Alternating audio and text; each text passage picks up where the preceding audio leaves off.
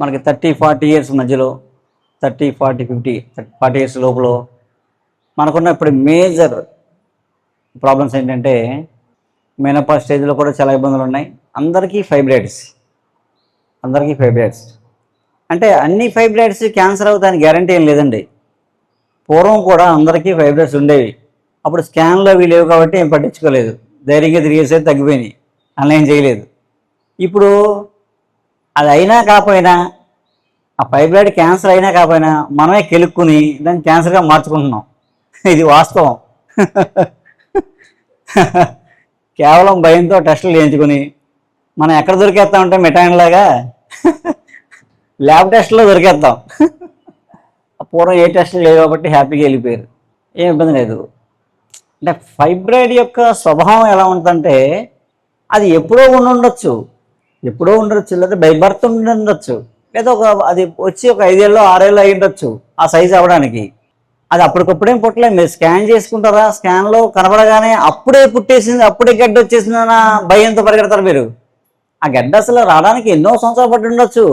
దాన్ని అలా వదిలేస్తే ఏం అయ్యేది లేదు. మీకు సిమ్టమ్స్ లేనప్పుడు దాన్ని ఎందుకు వెళ్ళిపోవడం?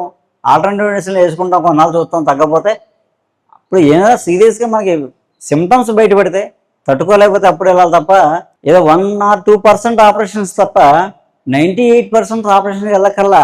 మీకు దేవకాంచనం అనే చెట్టు ఉంటుంది, దేవకాంచనం మీరు పూలు చూస్తుంటారు, వైట్ పింక్ ఫ్లవర్స్ కూడా ఉంటాయి. దేవకాంచనం అని దేవకాంచనం మొక్క అంటారు. మేము రోడ్ సైడ్ వేస్తారు, బాగా పూలు చాలా అందంగా ఉంటాయి, వైట్ ఫ్లవర్స్ ఉంటాయి, పింక్ ఫ్లవర్స్ ఉంటాయి. ఆ దేవకాంచనం అంటే కాంచనార అని పిలుస్తాం ఆయుర్వేదంలో. కాంచనార గుగ్గులు అని ఇస్తారు. అవి యాక్చువల్గా ఆయుర్వేద డాక్టర్లు ఫైబ్రాయిడ్స్ కరగడానికి ఇస్తారు. మామూలుగా దేవకాంచనం బెరడు, ఆ చెట్టు యొక్క బెరడు, కానీ ఆకులు కానీ కషాయం తీసుకుంటే ఈ ఫైబ్రాయిడ్స్ పోతాయి. 1 నెల 2 నెలల్లో తాగి మళ్ళీ స్కాన్ చేసి చూడండి, ఖచ్చితంగా డిజాల్వ్ అవుతాయి. చాలా అయినవి ఉన్నాయి. చాలామంది ఆయుర్వేద డాక్టర్స్ కూడా ఆ కషాయాలు ఇచ్చి తగ్గించిన వాళ్ళు ఉన్నారు నాకు తెలిసి. నా దగ్గర చాలామంది డాక్టర్సే, మా దగ్గర చాలా డాక్టర్సే కూడా తగ్గినాయి. కషాయం తీసుకుంటే ఫైబ్రాయిడ్స్ పోయినవి ఉన్నాయి. అందుకని గడ్డ కనపడగానే కంగారు, ఏదన్నా చిన్న కంతి కనపడగానే కంగారు పడకండి. కంగారు పడి మనం పెద్ద చేసేసుకుంటున్నాం. ఇక మనకున్న ప్రధాన సమస్య థైరాయిడ్. చిన్నపిల్లల నుంచి ఇంకా మనం చూస్తున్నాం థైరాయిడ్ ఎక్కడెక్కడో వెళ్ళిపోయాం.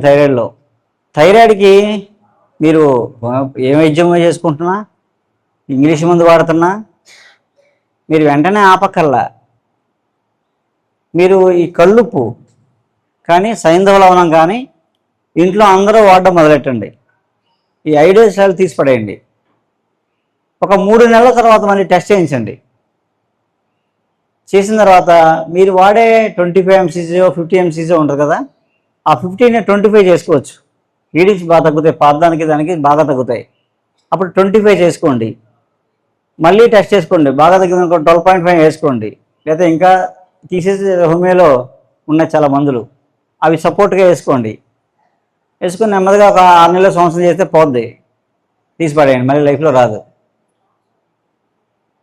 గ్లాండ్ తీయించుకున్నారనుకోండి, థైరాయిడ్ గ్లాండ్ తీయించేసారనుకోండి, ఇంకా తప్పదు, జీవితాంతం 150 or 200 వేసుకోవాల్సింది. మనం ఏం చేయలేం, ఇంక అయిపోయింది. ఈ జన్మకి ఇంకెంతే, వరం.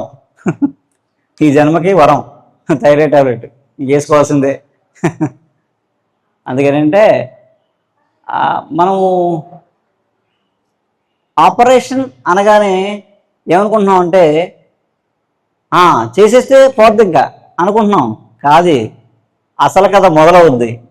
మీకు అర్థం కాదు ఏంటంటే అసలు కథ అప్పుడే మొదలవుద్ది. ఆపరేషన్ చేసిన తర్వాత అసలు కథ మొదలవుద్ది.